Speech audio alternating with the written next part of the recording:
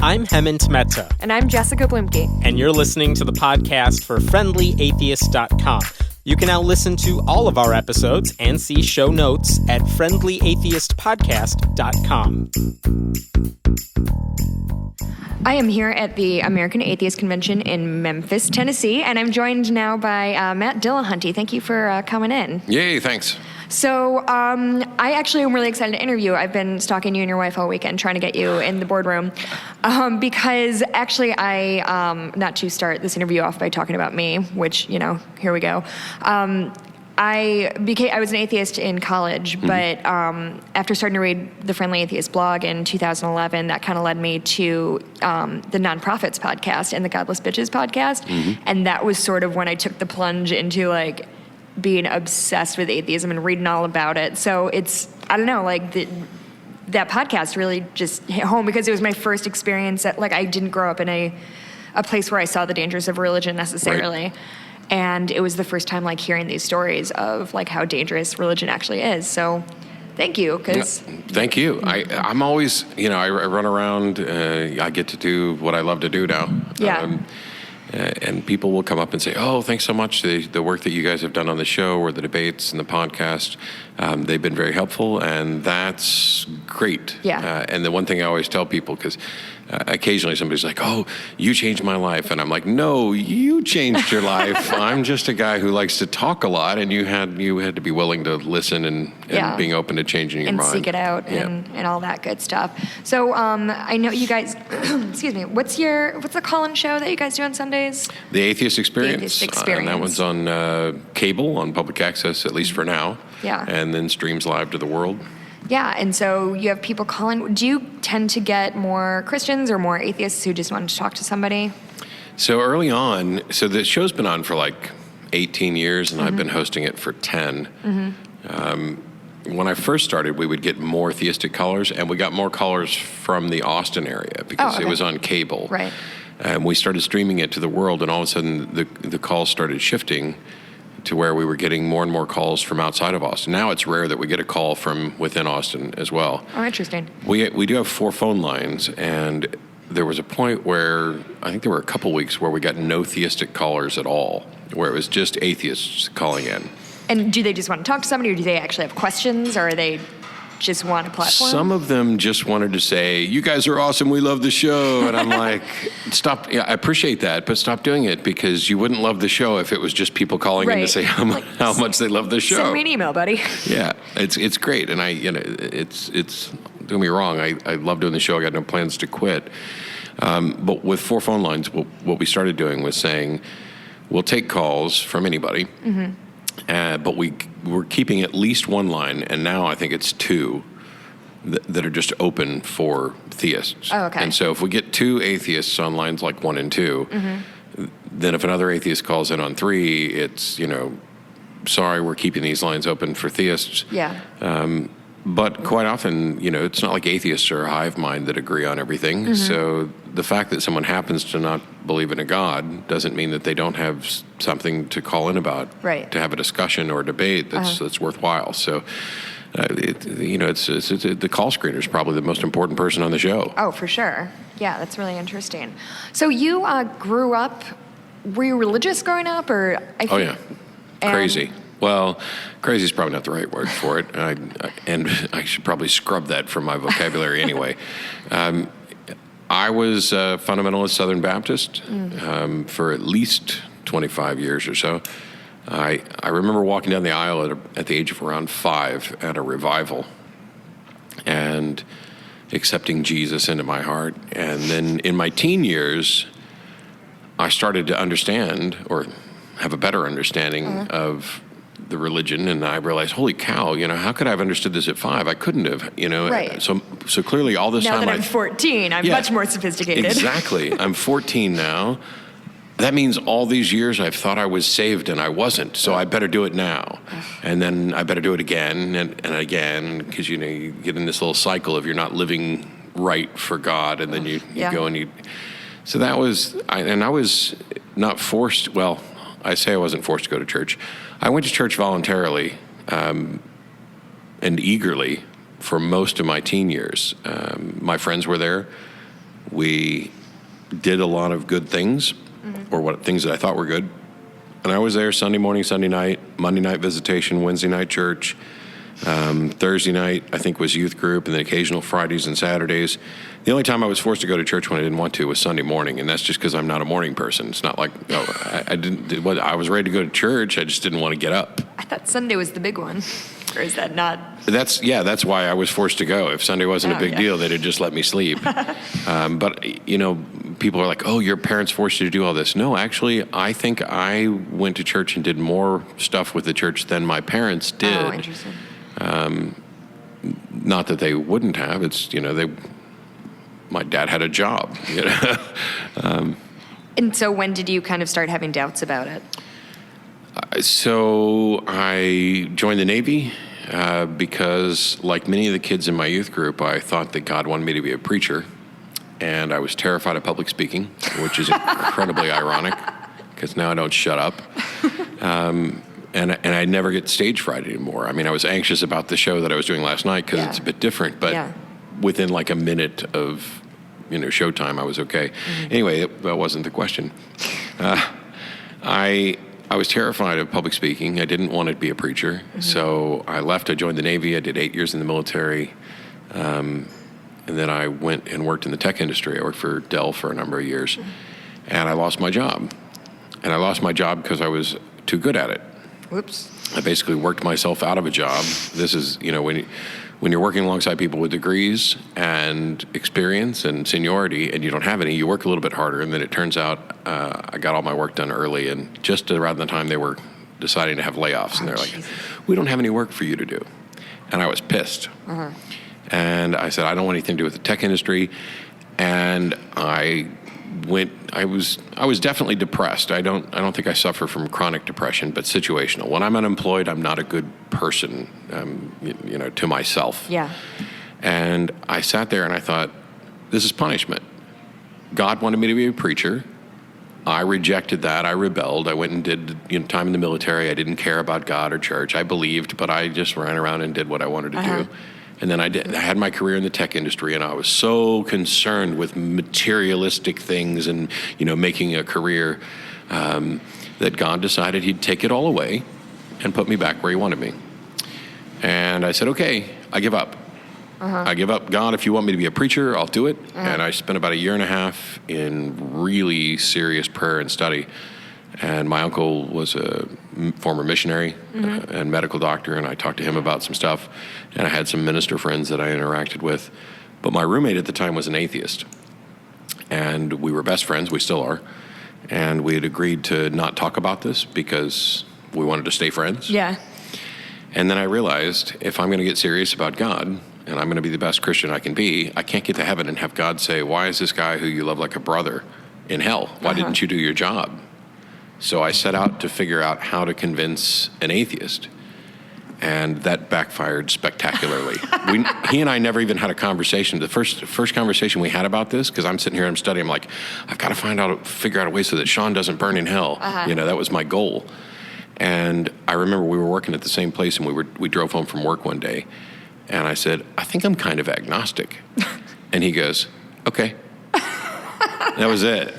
And then shortly thereafter, I think I had about a week of identifying as an agnostic before I realized that, that's not me.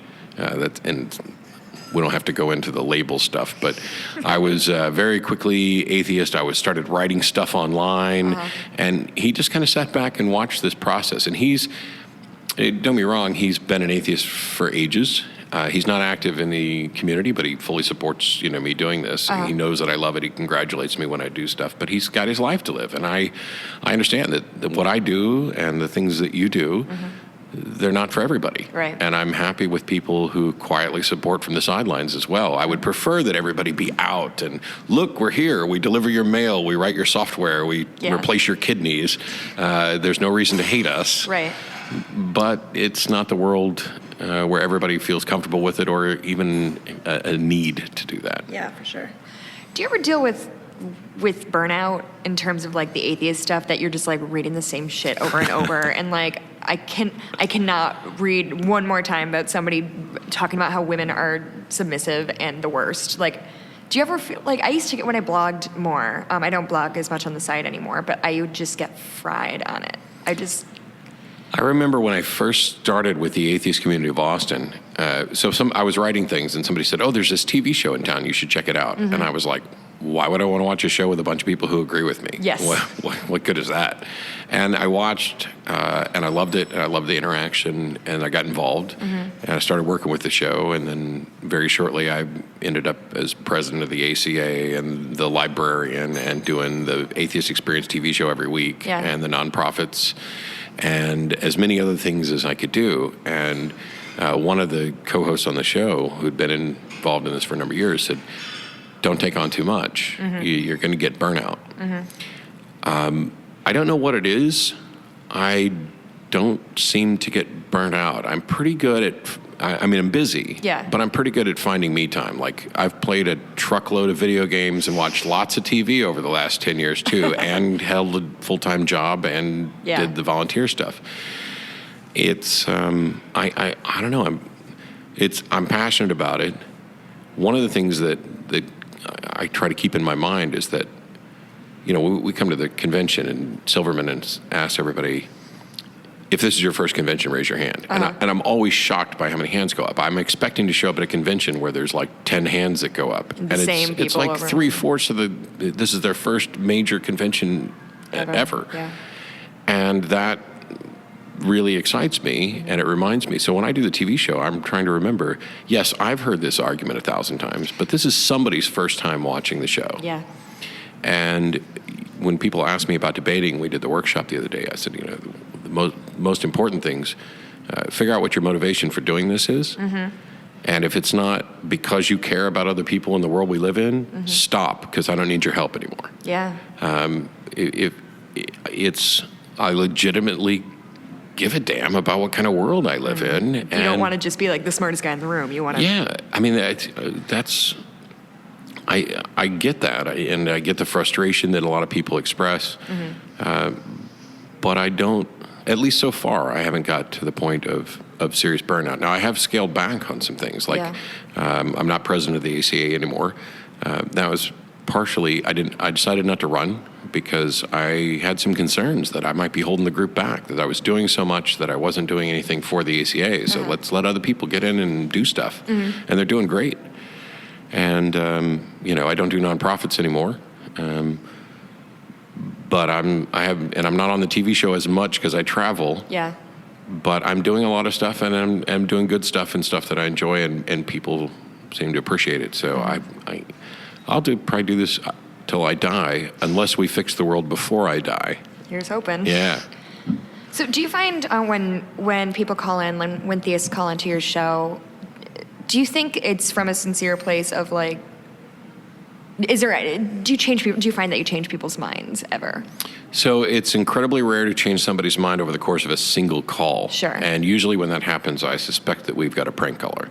And we get a lot of those. And it used to irritate me, but I don't mind so much. I'd rather we didn't, get the pose calling in to pretend to be. The thing is, you can't tell the difference. And somebody out there believes what that person believes. Yeah. And what we know about the interactions is that if you see someone who shares your views humiliated or make a fool of themselves and represent it poorly, that causes you to perhaps do some extra work. And the times that I know that people's minds have been changed, one of the most, strong results is they'll seek to prove me wrong. They'll stop calling in and they'll say, this guy's wrong and I'm going to prove it. And they'll set out to put together a compelling argument. And they end up changing their own mind. And I'm a huge fan of the Socratic method. Ask questions, get people to come to the realization on their own. Yeah. Yeah, absolutely. Oh man, I completely. But to answer the actual question, I've got over 10 years. There are thousands of emails from people who are like, "Oh, I used to be a Christian, a Hindu, a Muslim, a Scientologist. Now I'm not. I used to identify as an agnostic. Now I don't. I didn't identify as a skeptic, and now I do. I mean, this is the people who think that this is futile. Why are you wasting your time talking to them? You are absolutely wrong. First of all, I didn't need to change anybody's mind to know they were wrong, because my mind was changed. Right. So clearly people can change their mind. And one of my favorites was I did a debate in Amarillo, Texas. And this 12 or 13-year-old girl came up afterwards, and she said, my folks are atheists, but they let me go out and explore whatever I wanted. And so they've taken me to all these different religious events, and I've heard a bunch of stuff from different sides, but because of the debate tonight, I'm an atheist. And I was like, I win. I'll do 20 years of shows to get one little girl to reason her way to reality. That's really cool. So you do a lot of debates and things like that. Does it get frustrating? Do you feel like especially if you're debating somebody who's being kind of intellectually dishonest, which I feel like is pretty common? Yeah, I'm reluctant. And unless I've got really good, strong evidence that they are in fact being deceptive, if it's just sort of cognitive dissonance, if it's mistakes in their thinking, then they're just human. And I look at them, they're a victim of being human just like the rest of us are. I absolutely love debates. It doesn't matter to me how frustrating my opponent might be to other people as well.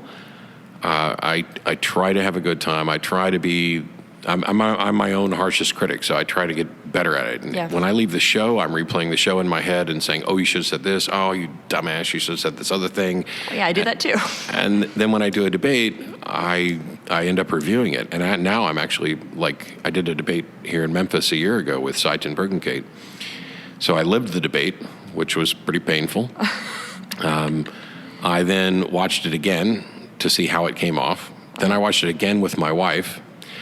And then I did a series of 4 videos deconstructing the debate to show mistakes that we both made, because you can learn from anybody's mistakes. And now I'm completely done with that debate and with Sai. There are people who I will debate again, I'm debating John Ferrer for, I think, the 3rd time. Oh, really?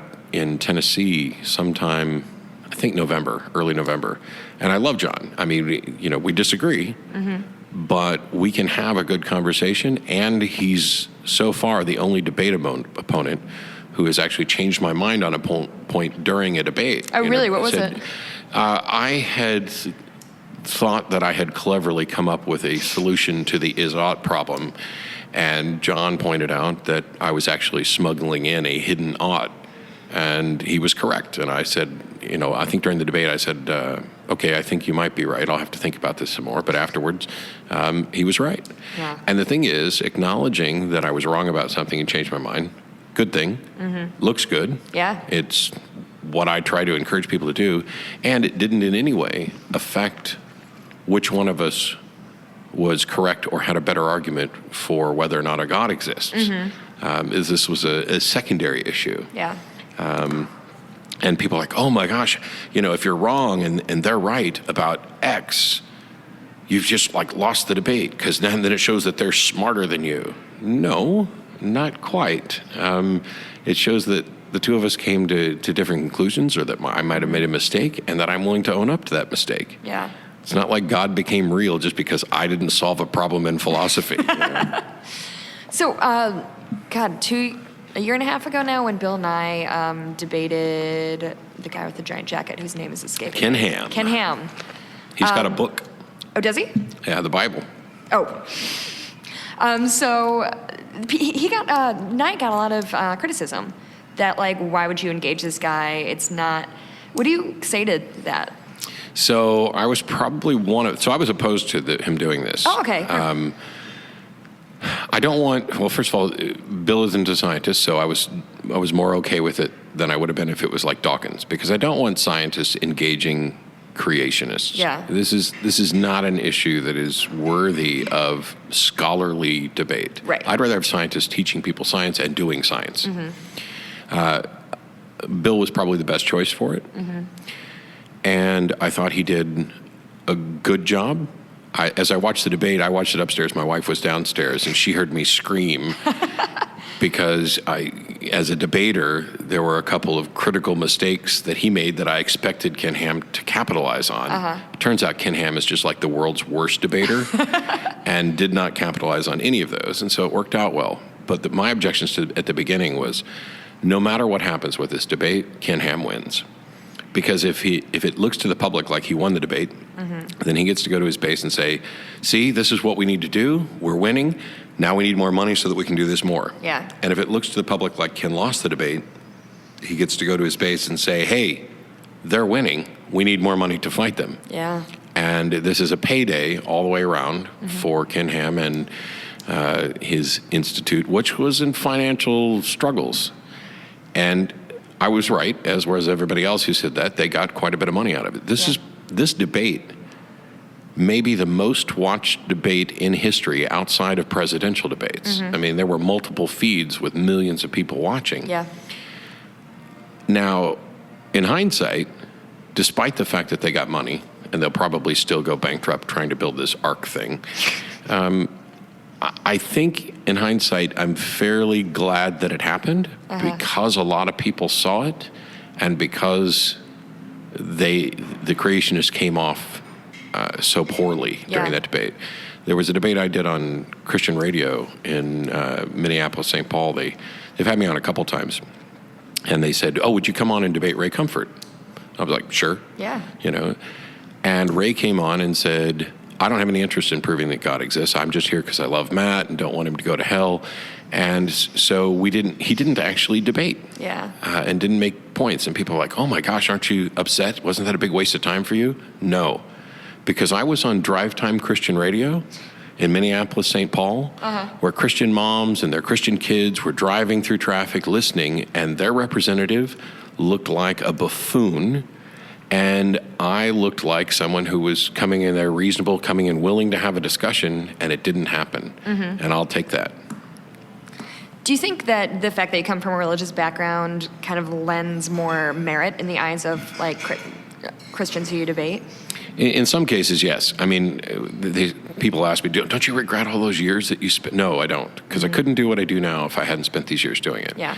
And, while I love Dawkins and Krauss and all these individuals who are really good communicators. If you're standing in front of a group of fundamentalists, a church, I did 3 nights of debate in a church in San Antonio, a Church of Christ, and you pick an atheist to stand up there and have this debate in a church. Yeah. As much as I like those guys, I'm going to do better than they are because it's too easy for these individuals in the church who have been fed misinformation, who don't understand science, to just write them off as these are the intellectual elite. These are the people who have, they don't understand our religion. They've never lived it. They don't know anything about it. And when I get up there, it's much harder for many of them to do it. Now, some of them can write me off as, oh, well, you were part of the wrong religion, or you were never really saved. Or but you didn't believe properly. Yeah. But what they can't say is, you don't know the Bible, because I do, and better than most of them. They can't say, I've never met an atheist who was able to defend their position. I can still put on my kind of Christian thinking cap a little bit. Yeah. And that's useful, but as somebody who lived this, I think it resonates. I'm under-credentialed, and I don't have the vocabulary of somebody like Hitchens, because who does? Right. So my entire purpose right now is to kind of take the complex concepts within philosophy and theology and distill them down so that almost everybody can understand them. And even some of the best science communicators who can do that with science concepts fail at that when they get into religion because they're dismissive of the philosophy, or they're, oh, this is so obviously wrong. Why would I need to explain how absurd Pascal's wager is? Right, yeah. Are you of the ilk, do you want to see religion completely go away? Yes. Or, yeah? I don't think it's going to happen. Right. I think, so I view religion as kind of like a byproduct of the way our brains work in a bunch of complicated ways. but I don't think we're ever going to be perfect thinkers. I think we're just going to get better and better. Yeah. And what I see is, hopefully, religions, we know religions change. There are tons of dead religions, and I think the ones we have today will be dead, and there will be new religions that take their place. And generally what we're going to see is, I think, once the battles, so the battle lines are going to get to the point where there are the extreme literalist fundamentalists, and then everybody else is in this liberal, moderate, actually, I think we're going to lose the moderates. That they're just going to go away. Yeah. And so there's going to be a greater divide. And ultimately, I think the current religions, Christianity, Islam, all Scientology, whatever, will either completely fade away or they'll become roughly like the flat earthers. There's almost none of them, but they're still out there. I made a mistake on the show one time of saying, nobody believes in Thor anymore. And of course, I hear from someone who says that they do believe in Thor and those gods. Really? Yeah, like one person and two of their friends. I don't know. But I see it going that way. And I see it being replaced by the sort of woo stuff, the pseudoscience stuff. Maybe, hopefully we won't be stuck with like crystal healing and reflexology forever. Yeah. But it'll be something similar. It'll be some kind of watered down, feel good. My bigger goal is to make sure that whether religions survive or not, even after the change, that they don't have the power base to affect public policy and to dictate how everybody else can live their lives. Yeah, because I'm kind of the mindset, like, I don't really give a shit what people want to believe, but my thing has always been the separation of church and state thing. And I find that to be appalling and frustrating. And I was really into writing the blog a lot during the 2012 election. And I think that's when I started to get fried, because it was like the legitimate rape shit was going on and all of that. And it's just like, it's infuriating. Yes. And it's, the separation of religion and government. I mean, so one of the things is that atheism doesn't have any tenets. There's no dogma. There's no requirement that you believe something. There's no pope of atheism. Yeah.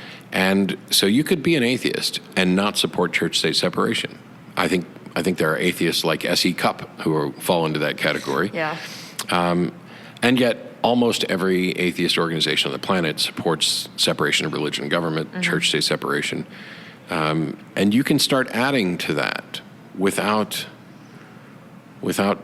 creating a litmus test for atheism. You can add in things, and nobody complained when the Atheist Community of Austin did a blood drive or collected food for the homeless, or even made our position statements. I mean, we support church-state separation, and we think there are positions that are derived from that. Yeah.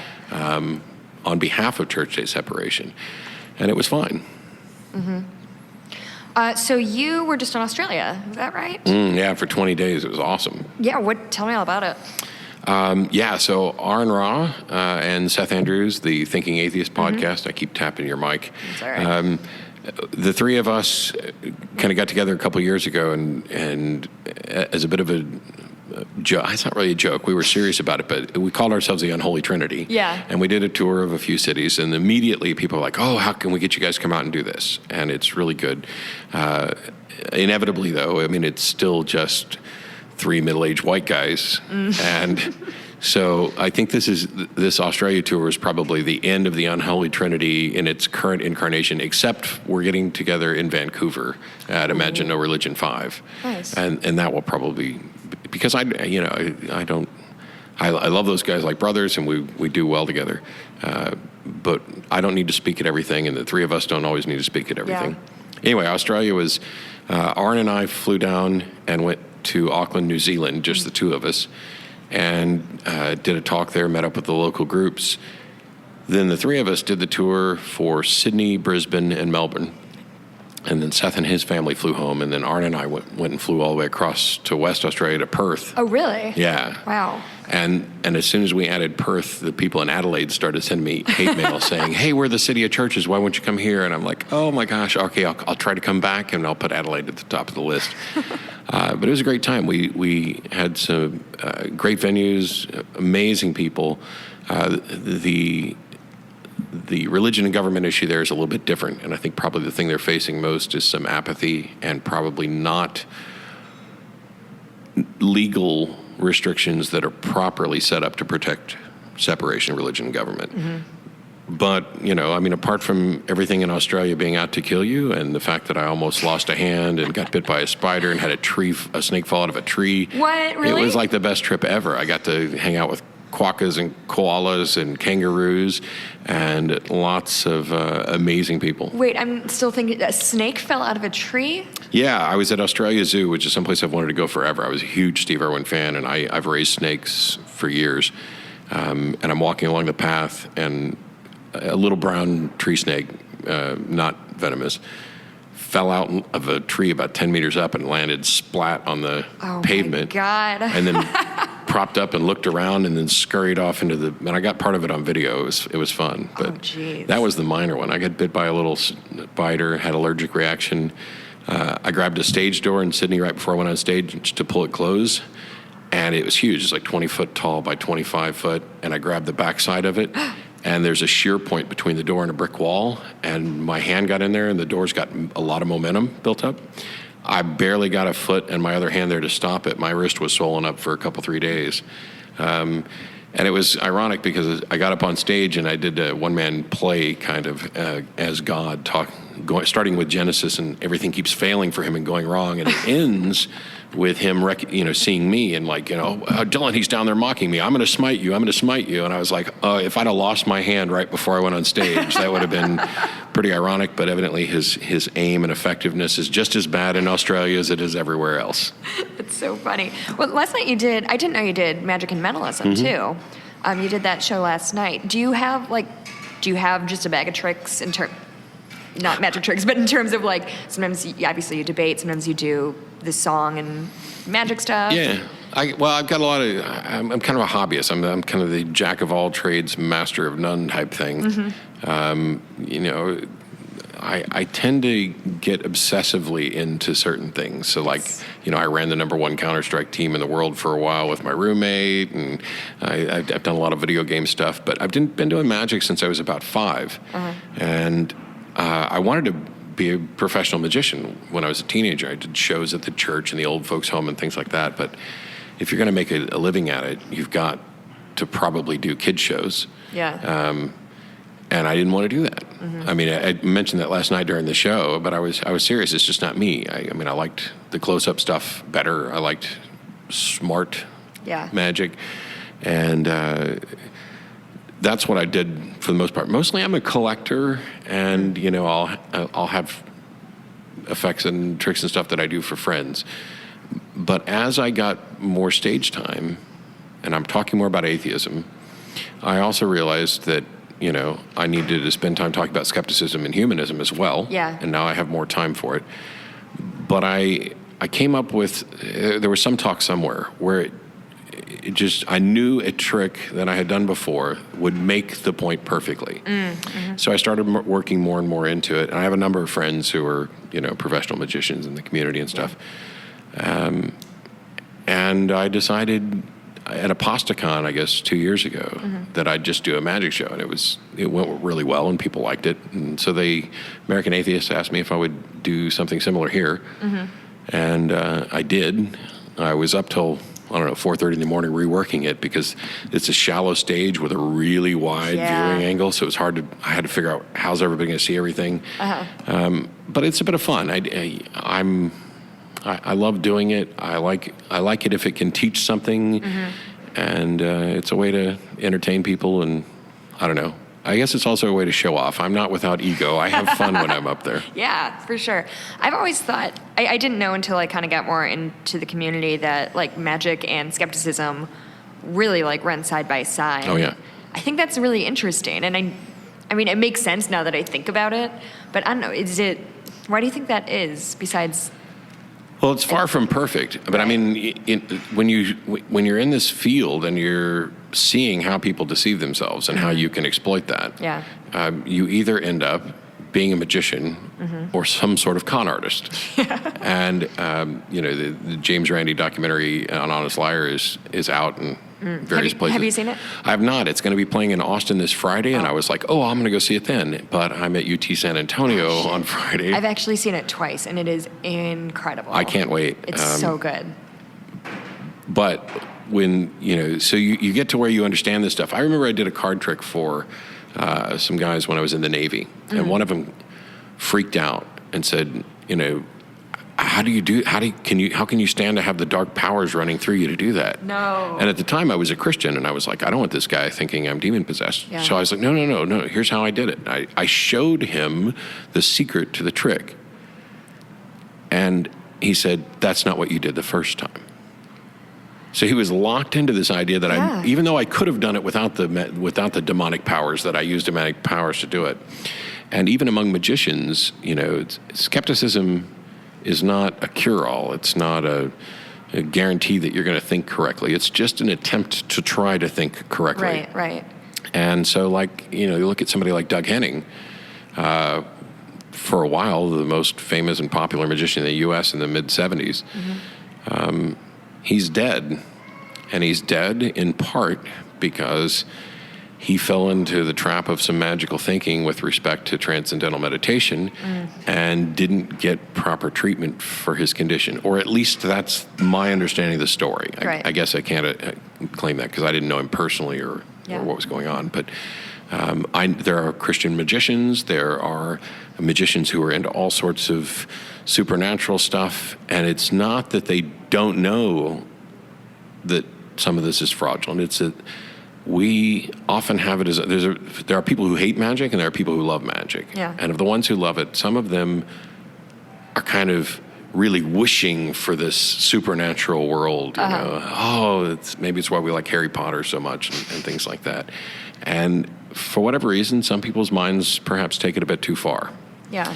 But I think if you want to teach people how to think more critically, if you want to teach kids to appreciate skepticism, magic is at least one of the ways that you can try to encourage that. Yeah. I think I love that story about the card trick because in October, a buddy of mine, Johnny Zavant, who's a mentalist, I do stand-up comedy, so I opened his show for him. And so I sit in the back of the house, and he came out and was like kind of glad-handing a couple of the people who came in. And part of his shtick is he's like, these are tricks. It's practice. It's years and years of practice. You could do this if you have the time. If you spent 40 years. Yeah, exactly. And this woman, after that whole thing, I watched this woman walk up to him and say how long have you known about your special powers? And I don't get, obviously we're all fallible, but I do not get when people, he told you what happened, and you don't believe him, or... It's something, there's lots of discussions, and I'm not going to be pretending to be involved in them. There are things I've heard secondhand. Darren Brown is probably the best mentalist on the planet right now. Amazing guy. I actually did one of his effects at Apostacon.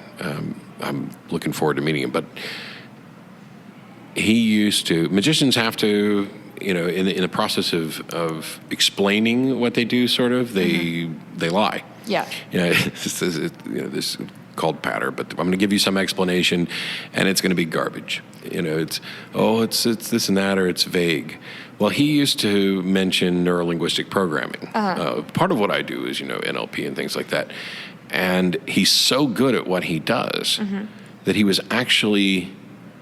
There were people who were fans of NLP and promoters of NLP who would say, look, there's the proof that it works, Darren Brown.